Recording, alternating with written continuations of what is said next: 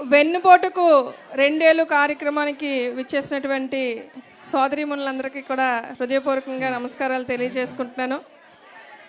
ఈనాడు రాష్ట్ర నలుమూలల నుంచి కళ్యాణి అక్క గారు పిలుపు మేరకు అందరూ కూడా ఎంతో ఉత్సాహంతో జగనన్నని మళ్ళా ముఖ్యమంత్రి చేయాలనే ఒక సంకల్పంతో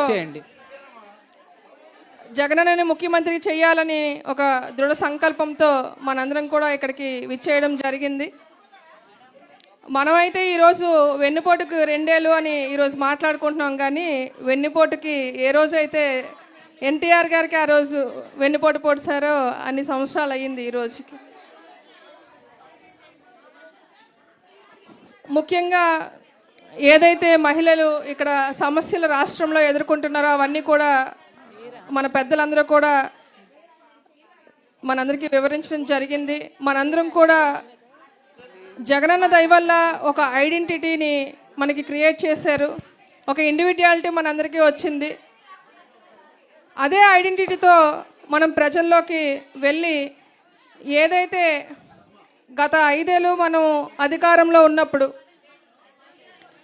ఎంత సంక్షేమం అభివృద్ధి అందించారో జగనన్న, ఈరోజు దానికి క్వైట్ ఆపోజిట్గా ప్రజలందరూ కూడా ఎన్నో ఇబ్బందులు పడుతున్నారు. మనందరం ఒకటి గమనించాలి, ఎలక్షన్కి ముందు టీడీపీ వాళ్ళందరూ కూడా మనము గడప గడపకు వైఎస్ఆర్ అనే కార్యక్రమంతో ప్రజల వద్దకు వెళ్ళాము, మనం ఏం చేశాము మంచి అనేది అన్నీ వివరించడానికి. కానీ టీడీపీ వాళ్ళు అదే సమయంలో ప్రతి గడపకు వెళ్ళారు, ఒక పసుపు కలర్ కాగితం పట్టుకొని ఇదేమి కర్మ ఈ రాష్ట్రానికి అనే ఒక క్యాప్షన్తో వెళ్ళారు.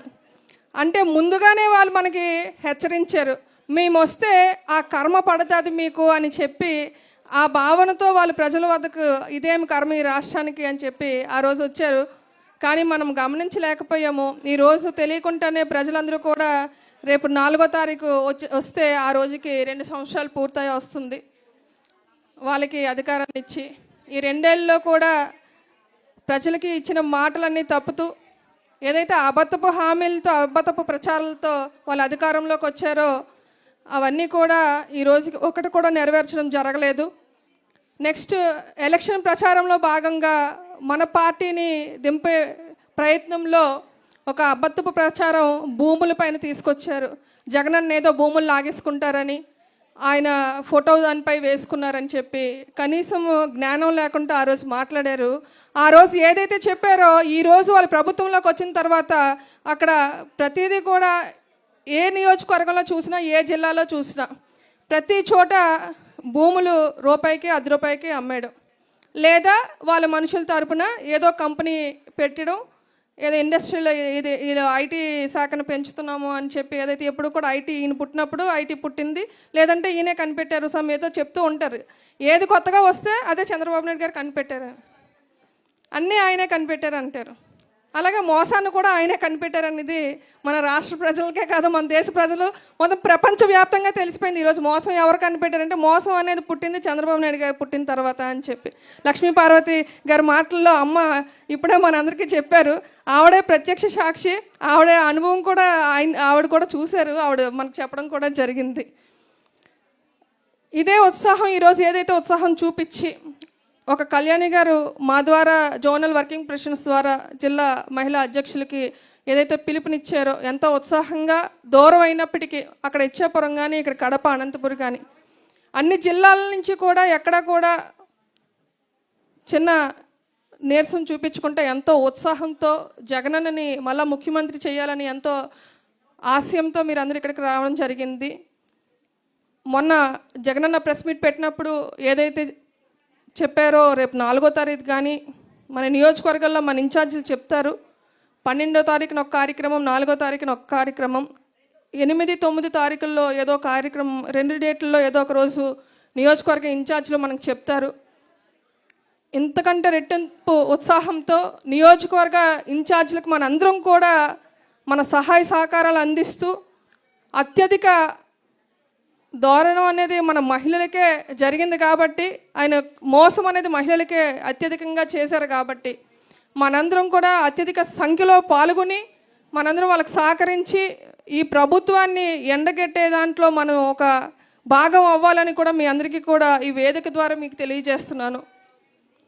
ఇప్పటికే 2 ఏళ్ళు గడిచినప్పటికీ 50 ఏళ్ళకి పెన్షన్ ఇస్తానన్నారు. 60 ఏళ్ళ వాళ్ళకి కూడా కనీసం పెన్షన్ లేదు. చాలామంది మేము గ్రామాలంటూ వెళ్ళినప్పుడు డోర్కి వెళ్ళినప్పుడు ఏమంటారంటే, అమ్మ ప్రభుత్వం వచ్చింది 2 ఏళ్ళు అయిపోయింది, నాకు 60 ఏళ్ళు మొన్న ఎలక్షన్ వచ్చిందని కారణంగా నాకు రావాల్సిన పెన్షన్ ఆగింది. 2 ఏళ్ళు గడిచిపోయి నాకు ఈరోజు 62 ఏళ్ళు వచ్చినప్పటికీ ఇంకా పెన్షన్ రాలేదు అంటారు. నువ్వు 50 సంవత్సరాలకి ఇస్తానన్నది దేవుడు ఎరగ, కానీ 60 ఏళ్ళకి గతంలో ఇచ్చినటువంటి పెన్షన్ అయినా అదైనా ఇవాళకి ఇవ్వలేదు. ఒకసారి మీరు కళ్ళు తెరిచి అది గమనించండి అని కూడా నేను ఈ సభ ద్వారా చంద్రబాబు నాయుడు గారికి సూటిగా ప్రశ్నిస్తున్నాను. తర్వాత వితంతు అక్క చెల్లెమ్మలు, భర్తకి పెన్షన్ ఉండి భర్త చనిపోతే స్పౌస్కి పెన్షన్ ట్రాన్స్ఫర్ చేశారు, కానీ అనుకోని పరిస్థితుల్లో దురదృష్టవశాత్తు యాక్సిడెంట్స్ రూపంలో చాలామంది భర్తలను కోల్పోయినటువంటి అక్క చెల్లెమ్మలు చాలామంది ఉన్నారు. వాళ్ళందరి పరిస్థితి ఏంటో కూడా ఒకసారి మీరు ఆలోచన చేయండి. ఎప్పుడు చూసినా జగనన్నని ఎలా తిట్టాలి, ఎవరితో తిట్టించాలి, ఎన్ని గంటలు తిట్టాలి, రోజుకి 24 గంటలు ఉన్నాయి. అదే వీళ్ళు ప్రత్యేకించి జగనన్నని తిట్టడానికి ఆ క్యాలెండర్ కానీ ఒకవేళ క్లాక్లో కూడా 1 గంట ఎక్స్ట్రా అడుగుతారేమో, భగవంతుని మీకు ఏం కావాలి వరం అని అడిగితే. ఎందుకంటే ప్రత్యేకించి జగనన్నని తిట్టడానికి ఆ సమయం వాళ్ళు కేటాయిస్తారు.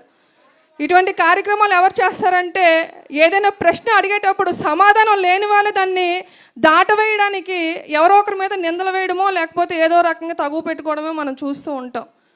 మన మహిళలందరం కూడా ఇందాక మన వాళ్ళు మాట్లాడుతూ చెప్పారు, మౌత్ పబ్లిసిటీ అనేది చాలా ఇంపార్టెంట్. ఆ మౌత్ పబ్లిసిటీతోనే మనం చేసినటువంటి మంచిని చెడుగా చిత్రీకరిస్తూ మన గవర్నమెంట్ని వాళ్ళు జగనన్న మీద అనేక మాటలు చెప్పి వాళ్ళు దించడం జరిగింది. ఈరోజు అదే మౌత్ పబ్లిసిటీతో మనం అబద్ధాలు చెప్పవసరం లేదు. వాళ్ళు ఏదైతే హామీలు ఇచ్చారో చేయలేనటువంటి వాళ్ళన్నిటికీ కూడా ప్రజల్లో ఈరోజు వాళ్ళకి తెలియజేసి వాళ్ళంతటి వాళ్ళుగా తెలుసుకునే విధంగా మనం కొంచెం ఒక అవేర్నెస్ అనేది క్రియేట్ చేస్తే రాబోయే ఎన్నికల్లో లోకల్ బాడీ ఎలక్షన్స్ జరగనున్నాయి. ప్రజలు ఆ రోజు సైలెంట్గా ఎంతైతే సైలెంట్గా ఉన్నారో ఈరోజు సైలెంట్గా బుద్ధి చెప్పడానికి కూడా సిద్ధంగా ఉన్నారని నేను భావిస్తున్నాను. అది ఓట్ల రూపంలో రేపు గెలుపులో మనము ముందుండాలని చెప్పి, దానికి మీ అందరి సహకారము అందించాలని చెప్పి లోకల్లో ఉన్నటువంటి లీడర్స్కి కానీ నియోజకవర్గ ఇన్ఛార్జీలకు కానీ అన్ని రకాలుగా మీరందరూ కూడా సహకారం అందిస్తూ ఎప్పుడు కూడా ఇంతే ఉత్సాహంతో మన జగనన్న కోసం మీ అందరూ పని చేయాలని, నేను కూడా అంతే ఉత్సాహంతో ఉండి ముందుకి పార్టీకి ఎంతైనా సరే కష్టపడి ముందు పనిచేస్తానని, మనకి ఏదైనా బాధ వస్తే ఇక్కడ ఉన్నటువంటి జగనన్న ఫోటోలో ఎప్పుడు చూసినా చిరునవ్వే ఉంటుంది. ఆయన మొహం చూస్తే బాధపోతుంది. అదేవిధంగా ఆ మొహం చూసి వెళ్తే ఏదైనా పని అవుతుంది అనేది నా నమ్మకం. ఎందుకంటే నవ్వుతూ ఆయన ఎదురొచ్చినట్టు ఉంటుంది. మనం ఎప్పుడు కూడా భగవంతుడిలాగా నేను జగనన్నని భావిస్తాను. ఆయన ఎప్పుడు చల్లగా ఉండాలి. మనందరికీ కూడా మరింత ఉత్సాహాన్ని నింపాలంటే జగనన్న బాగుంటే మనం బాగుంటాము. కాబట్టి నాకు ఇంతటి చక్కటి అవకాశాన్ని ఇచ్చినటువంటి కళ్యాణి అక్కకి హృదయపూర్వకంగా ధన్యవాదాలు తెలియజేసుకుంటూ నమస్కారాలు తెలియజేస్తున్నాను. జై జగనన్న, జై జగనన్న, జై జగనన్న.